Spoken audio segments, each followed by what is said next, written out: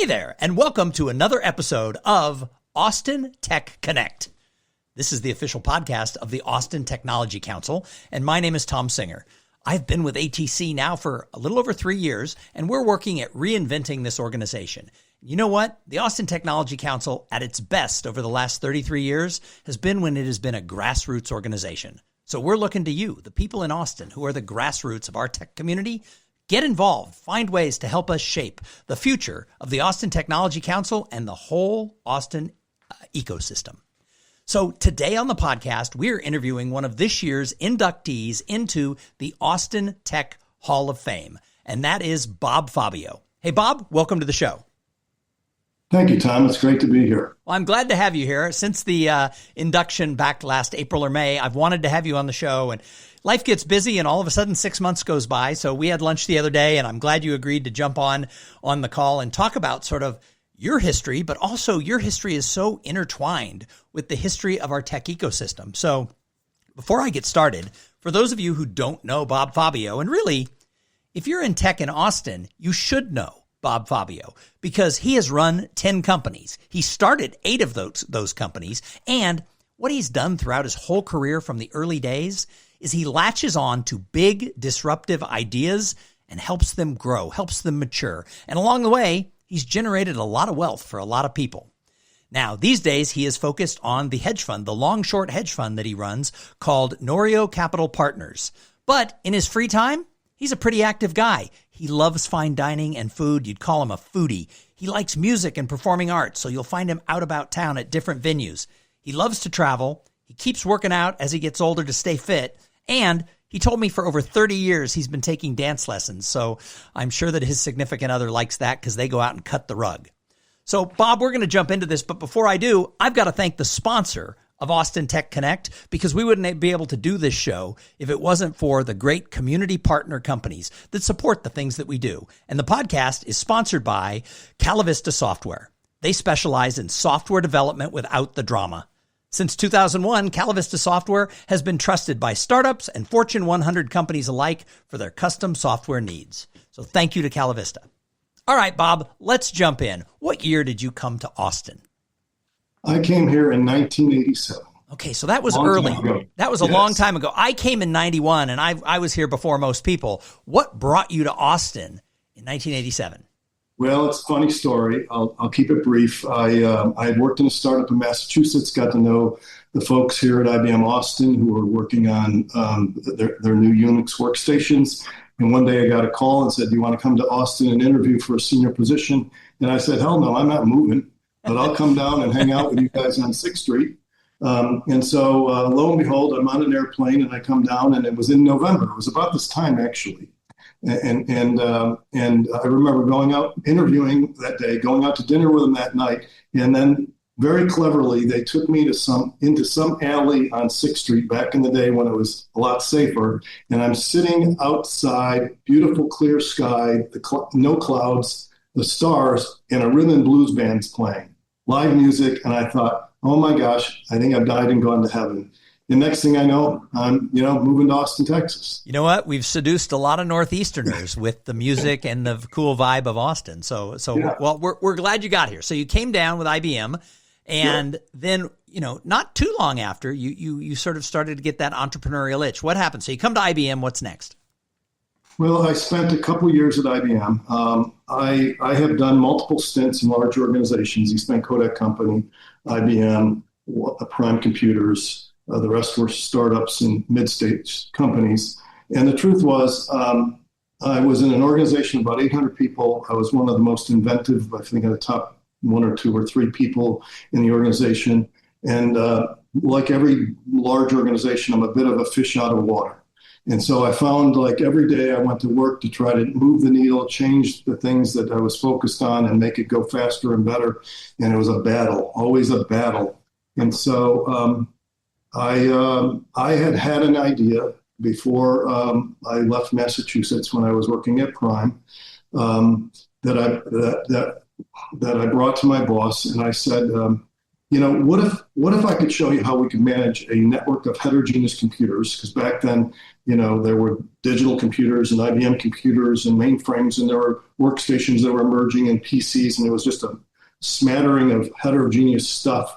I said, what if I could show you how we could build a system that could manage a network of computers, heterogeneous computers, as if it was a single computer, and do it with a graphical user interface like the Mac?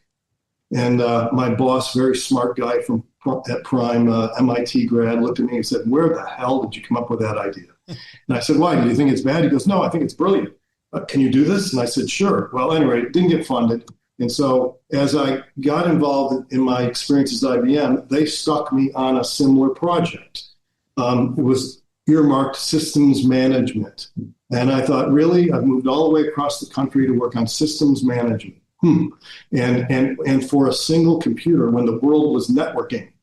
And so I kept working in this frustrating experience, getting my job done, driving an organization of over 1,000 programmers to build what ultimately was an earmark, or was really a notable piece of the AIX operating system as it emerged from IBM and the area of systems management. It was all focused on a single computer, the IBM workstation.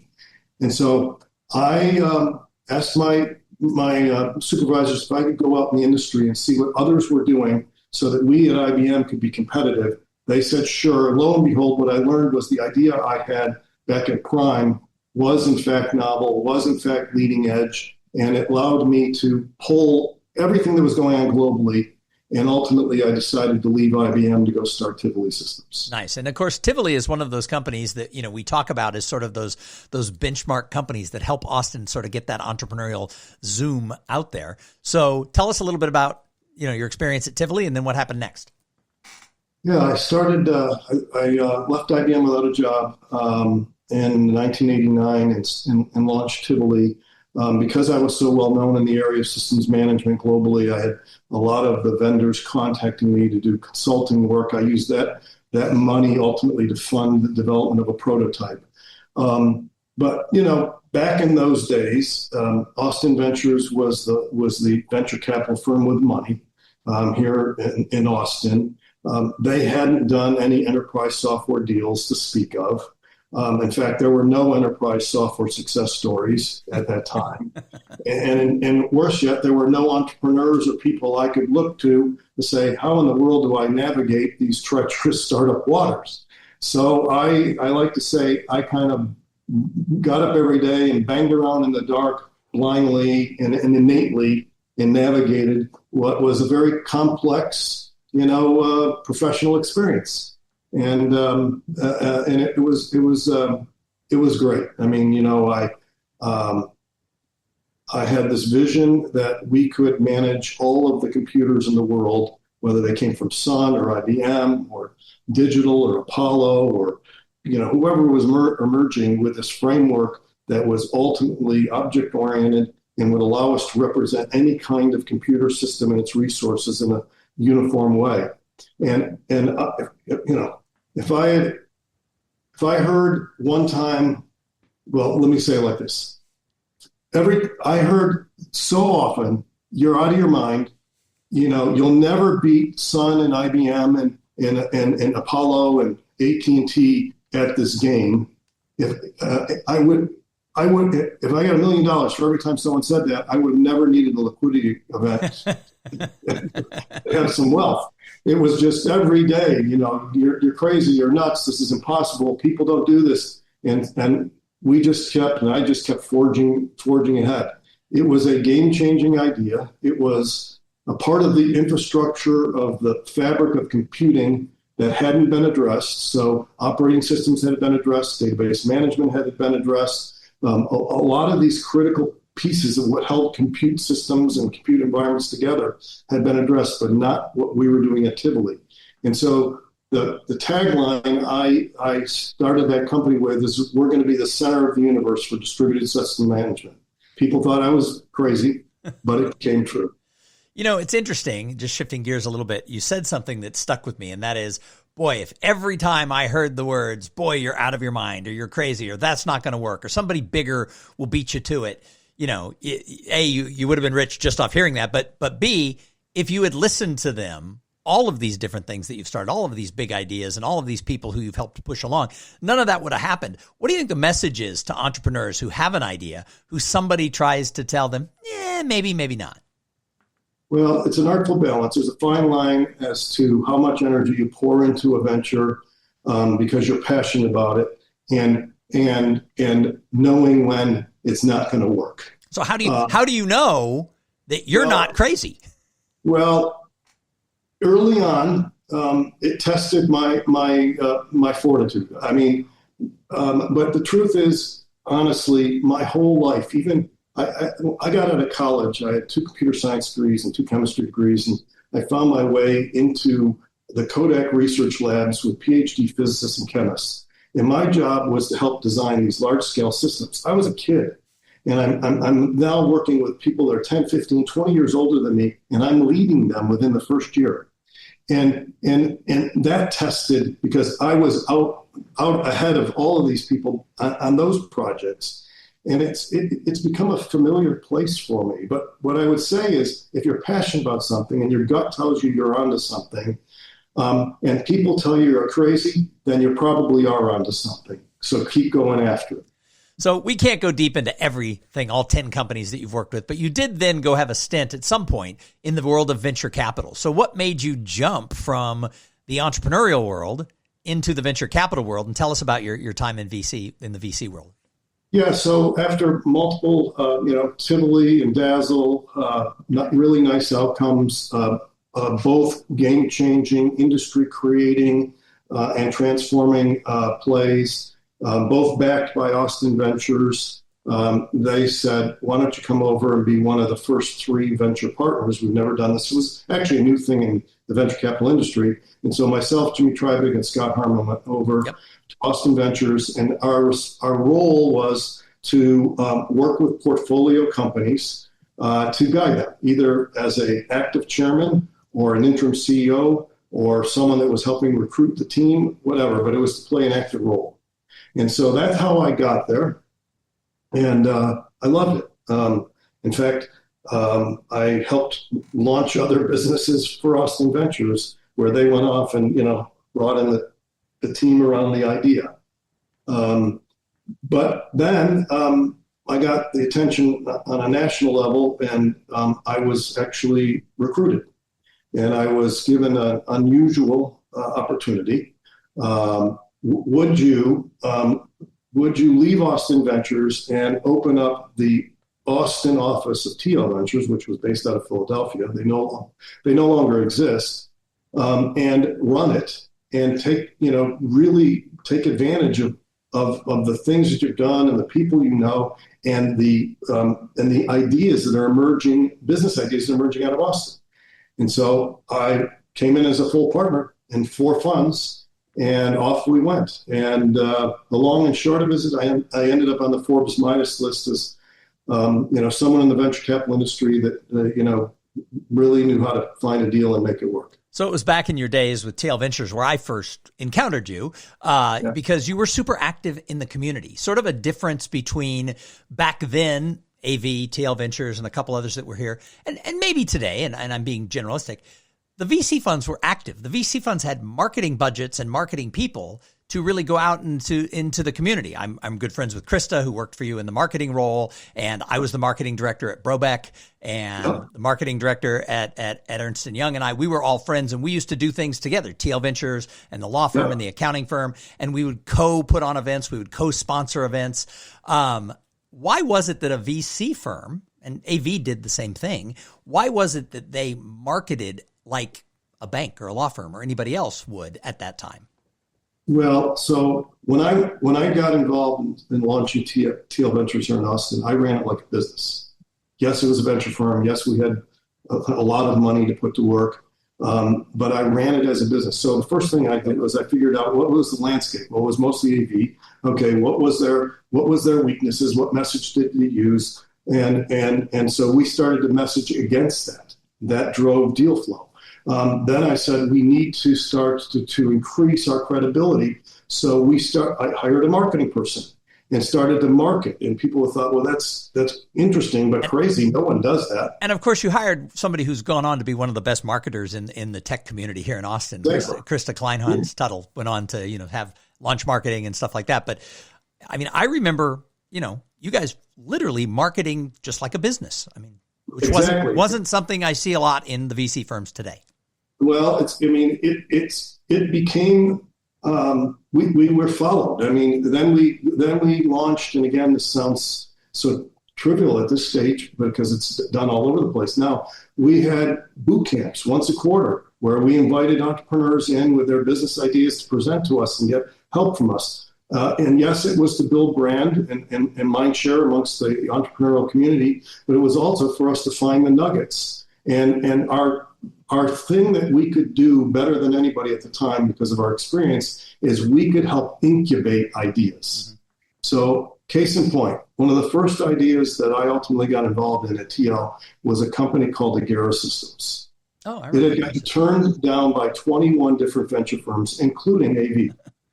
And I met with this inventor in Dallas, and I walked in and he said, "I'm so delighted to meet with you. I've had 21 other venture firms decline, and I can't wait to show you what we're doing." I thought, what an awful way to start a meeting. Vic Bennett was his name. He was brilliant, and he spoke to me for about an hour and a half, and it was like in tongue. He was so brilliant and so tech geeky oriented, not pejoratively.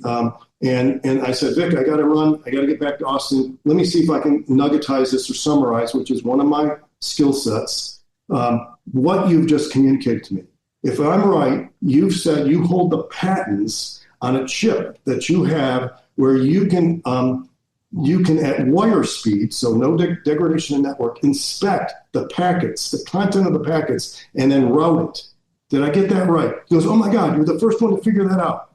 And I said, okay. So I went back. One of my partners, senior partners, called me, said, "How did it go?" I said, "I think we're into $1 billion company." He goes, "What?" I said, "I'm telling you, I think I found the intel for the network packet processing world because that was new. And now if it's right and the patent really holds up, we're going to put the Microsoft on top of it so that we can program against it." And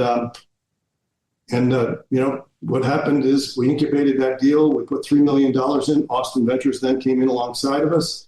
And I think in 18 months, we sold it for $750 million. That's a good 18 months. Yeah, that's a good outcome. So, this kind of leads me to the next question. And one of the things I've always, I don't know you well, but one of the things, because I've known you for 20 years, one of the things I've always known is you're always mentoring other entrepreneurs. So whether it was in the role of being at AV or being in the role at TL, you're one of the early mentors and partners with Capital Factory and others who've come to you over the years. You've always been really good at sitting down, helping people flesh out ideas, kind of guiding them, sometimes officially, sometimes just over coffee. What has led you to be one of these people who looks to the next generation, what I call a bridge builder? Like, you've made it, you've got the money, you could sit at home, but you build the bridges for the next generation to cross. Why is that inside of you? Why do you do that? Yeah, I'm going to answer a lot of these little stories or vignettes. When I had this idea for Tivoli, I had left Massachusetts I had been in a startup for 3 years. It was one of the hottest startups in the country. And the CEO and the management team there was brilliant. And I became the sort of fair-haired boy, the young kid, number 5 on the team. There was 4 founders. And I learned a lot from the CEO in particular. And so when I had this idea of Tivoli, I got on an airplane. I called Jit Saxena, who's been wildly successful now. And I said, "Jit, do you have an hour? I'm going to fly up and talk to you about an idea." And he gave me his time. I gave him the pitch. He knew nothing about the category of systems management, but like me, he had a nose for a deal, and he could tell there was something there. And we got done, and he looked at me and he said, "Bob, don't contact me again." And I said, "What?" He said, "Don't contact me again until you've had the courage to go do this." What a great line. And then he said, "But when you do, you contact me and I will help you. I will help you get in front of the top venture capital firms, et cetera." And he did. And I never forgot that. And so we all embark upon these things as a baby. We don't know what the heck we're doing. And, when someone gives you a break, you don't forget it. And so my belief is always give other people a break, pay it forward. I mean, like I said, I've seen you do it with many people, and you continue to do it to this day. So let's fast forward to these days. So when did you decide to launch this long short hedge fund, and tell us about it? Well, this is another crazy story. There's always a crazy story with you, Bob. Yeah, I mean, I ended up running a company through the pandemic and doing a turnaround. It was impressive and brutally taxing on me. We got it done. We had a nice outcome. And in 2022, I was exhausted. I decided I was going to not become a CEO ever again. I had worn myself out. There's no need for it. I don't know. I see it on your title right now where you are CEO. So you didn't listen to yourself. No, I know. And so I thought I'd, invest money, travel, have fun. And so 6 months later, I'm rested. And I'm having dinner with someone, Carmelo Gordian. Oh, I worked for Carmelo for 5.5 years. Yeah. Yeah. And I said, Carmelo, this is really screwed up. And he said, what's really screwed up? I said, I'm not earning any money. I'm spending money, and I'm losing a ton of money in the crypto and equity markets. I said, that's a horrible combination. He goes, yeah. So what are you going to do? Go back and be a CEO again? And I said, no. I said, I've done that. I said, but I am rested. I have 2 computer science degrees, although I haven't programmed in almost 40 years. And I'm going to figure out how to make money while I'm sleeping. He said, well, everybody wants to do that. What are you going to do? What do you mean? I said, I'm going to go off and build an automated trading system for crypto. He said, well, what the hell do you know about quant? And I said, not a dang thing. I said, but when does that stop me? Everything I pursue, I launched in these entrepreneurial endeavors, often not knowing a single thing about the markets or the industry, and I emerge as an expert. And so off I went, self-driven, 9 months, learning to program again, learning Python, learning database stuff, learning how to program to the APIs of exchanges, all this stuff, round the clock, working, self-driven. And 9 months later, I had something up and working. But then I started to work with people who had quant experience. And I heard the same thing. What you're doing is crazy. What you're doing, nobody does. What you're doing is absurd. What you're doing will never work. And you know what? In the end, none of their algorithms worked, and mine did. And it is the algorithms that have ultimately led Norio Capital Partners over the last 2 years to be one of the most successful hedge funds in the country. Last year, we generated 38% returns net. And our focus is to generate exceptional, consistent returns. So every month we're generating 4 to 6% net. This year we're at almost 70% net. Wow. Yep. And we've got another month to go, December. So we could end up being at almost 80%. But the point is that I have built something that no one has thought was possible. And I came from a different orientation, like I do with I started out with not thinking about what math do I need to think about. I said, I'm going to start out with building a brain. And people said, what are you talking about? I'm going to build something that thinks for me, and it's going to learn like a human brain. And that was the underpinnings of an approach that is ultimately using machine learning and AI is just crushing the industry right now. Fascinating. So what are the biggest lessons you've learned now that you've returned from, 6 months of relaxation, and you started this thing, and now you've got people working with you, you're CEO again. What have you learned on this new phase of your career? Well, I've been asked repeatedly, so, what's your favorite project? What's your favorite venture? And my answer is always the next one. This is absolutely my favorite. It's an amalgamation of my professional experience, my tech computer science background, my launching of business background, my running of business background, my managing of money background, all rolled up in the same experience. And so I'm having a ball with this. This is my last hurrah. I'm going to do it until I don't want to do anything anymore. But it's, and what I've learned is a couple things. It's one thing to run a company, small or large, where you have to generate revenue on a monthly basis or a quarterly basis, depending on your revenue model, and handle that stress. It's a lot. It's a whole nother kettle of fish when you're every month working hard to generate returns for investors. And so I'm delighted to report that we've had 19 months in a row that we've generated positive returns for our investors. It's unheard of. Yeah, absolutely. But it's stressful, very stressful. But it seems like stressful has always been part of your journey, yes? It is. It has, and I modulate it differently these days. This is, I'm not managing the last company I ran was almost 1,000 people when I jumped into it globally. Thousands of customers, and there's a lot of stress that comes with that.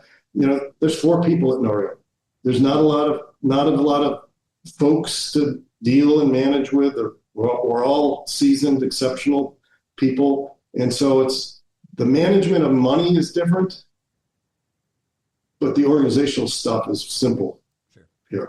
So, in looking at this whole career over 50 years, as we look at this, you've chosen to take on a lot of problems that are disruptive, that people say you can't do, that are, some might argue, maybe ahead of their time. Why? Why have you always gone to the edge of the plank? Can't help myself. When I was a venture capitalist, I would only get excited in investing in ideas that were big. And unfortunately, back in the day, there weren't a lot of people in Austin that thought big. Yeah. They had ideas that were fine. They were nice. They would, you could generate a single or a double out of it, but they weren't going to transform an industry. They weren't going to change society. It's like, when we started White Glove Health, people thought, again, what the heck? We're bringing primary care to people's home and workplace every day of the year. And it's all the care, the meds, the labs, everything you're doing. What? Within an hour? How in the world? And, we within six, again, had to change healthcare laws and all kinds of stuff to pull it off. We had, I think, almost 8 million patients in 5 years. People loved what we did, but it was transformative. Clayton Christensen, when he saw our what we were doing at White Glove, he said it was the most disruptive, innovative play he had seen in a long, long time. I just can't help myself. I love that. I love big ideas, disruptive ideas. I gravitate to them. So you've been here in Austin, like I said, longer than me, and I think 34 years is a long time. So, 37 years or whatever it is a long time. So you've seen all the changes, right? What Austin was in the 80s, we're a semiconductor and hardware town. In the 90s, as everything started to boom and home computers, we became the software town. Well, now we're med tech, fintech, space tech, defense tech, AI, machine learning. We have all these different industries. So Austin has matured into a lot of things. What's the biggest changes you've seen over the past 3 or 4 decades? Well, when I came here, I didn't pay attention to what Austin was really about. I was happy to be on 6th Street. And I came into a world in Austin where entire neighborhoods were foreclosed because banks were shut. Yeah, in the late 80s, yeah. It was scary. I went, oh my word, what did I just do? Because Boston was booming. And so I've watched this city and participated in this city's maturation, where it went from a sleepy little kind of hippie town where there were a few entrepreneurial endeavors here or there going on. But people didn't even know how to work in an entrepreneurial company back then. I'd get tarred and feathered by the community that I made people work too hard. And I'm like, no, I've worked in startups, so I know what it takes. We're not going to go sit out, on the beach all day. We got investor money. Come on, let's go. So anyway, but it's been great. The infrastructure has grown where there's money here. There's accountants and lawyers that understand it. There's plenty of people now with success that can mentor folks. So that's all been great.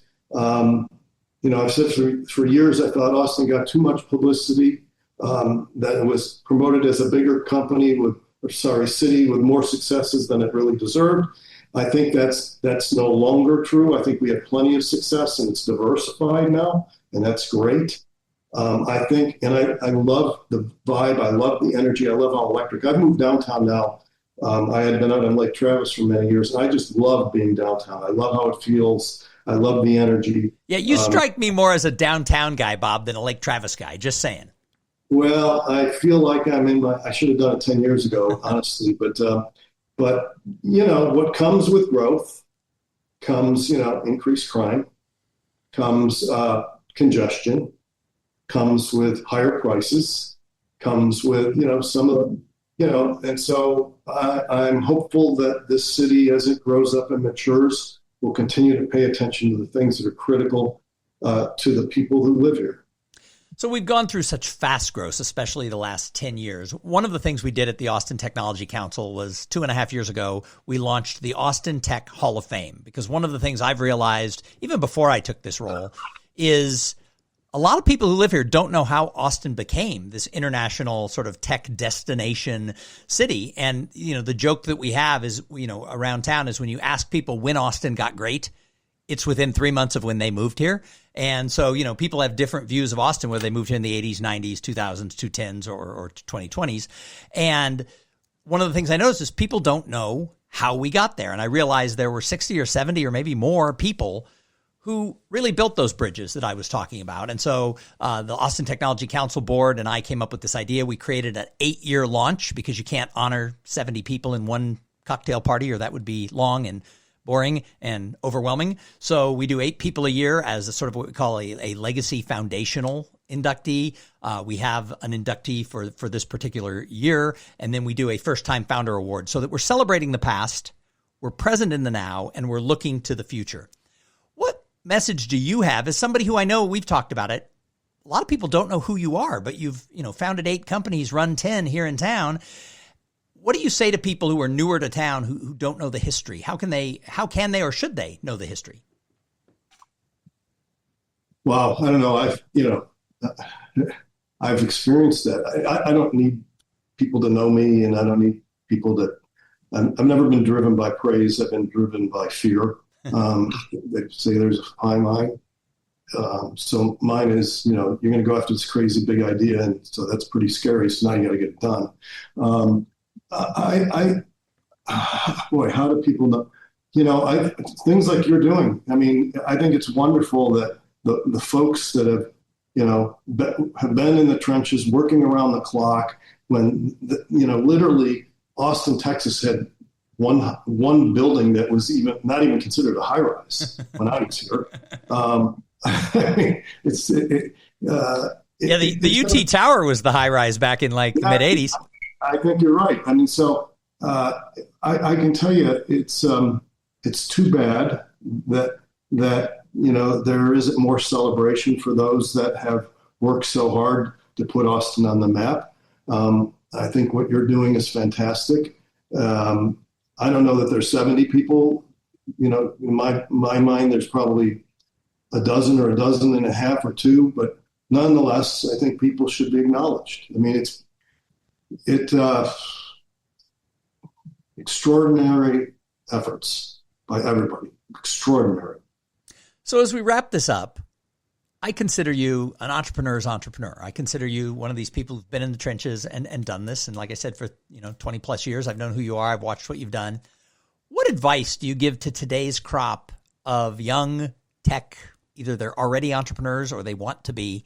What advice do you tell them to be able to do things the way you've done, to think big, to go to the end of the plank and to break barriers? What advice do you have? Well, one piece of advice is if you're passionate about something, pursue it. And I mean, when I say pursue it, I mean, it's like training for the Olympics. You've got to pour yourself into it around the clock. And so I don't know too many people that have trained for the Olympics 10 times or 7 times or 8 times like I have. I can tell you it's all encompassing. There's other parts of your life that get sacrificed, but that's what it takes. The other thing, though, is there's a lot of people who work so hard to pursue an idea, but don't pay attention to what I call the what's. It's the things that I think about when I run a company, and it's the things I thought about when I was a venture capitalist. And the what's are simple for me to say, but really hard to codify. And so the first is, what problem or need are you addressing? Okay, and so you have to be able to say that in an elevator sentence. We're fixing this, or there's a need for that. Okay, so and then what ultimately is the solution to addressing it? What's the pricing of that solution? What's the packaging of that solution? What's the channels of distribution that you'll use? What's the messages you have that reach and influence the audience? So when you define, by the way, what's the need or problem, everybody stops there and goes, oh, they got this big problem, they got this big need. You failed. Ask another question. Would they pay to have it fixed? Or would they pay to get a solution? So it's what need or problem that someone will pay for, which then defines your market, right? And so it's also what market, what's the competitive landscape, what's the business model, one that people don't think about, what's the macro trend that you're going to exploit or take advantage of? Because that's how you launch big ideas. Okay, and so it's this construct of the what's that we used to review in businesses I ran all the time, because it moves around. And your business matures, and the markets mature, and the competitive landscape matures. And so I've watched big companies and little companies fail because they have no clarity around the what's. Awesome. Well, Bob, thank you so much for being here. Any final words for the audience? No, I just appreciate the time talking with you today, and I'm happy to continue to give back to folks who need help and have that the eye of the tiger in pursuing their passions. So, nice. Well, thank you very much. This conversation exceeded my expectations, and my expectations were high. So thank you so much, Bob Fabbio, for being a guest on Austin Tech Connect. And thank you to everybody who tunes in and listens. You know what? If we didn't have an audience, we wouldn't do the podcast, but we want to grow it. We showed up on a list of the top Texas tech podcasts, but we weren't on the very top. So let's keep growing it. Let's have, tell the people you work with to check out Austin Tech Connect. And if they've never listened before, this would be a great episode for everyone in your company, if you're an entrepreneurial company, to dive in, because there were a lot of nuggets right there. So we'll see you next week right back here on Austin Tech Connect.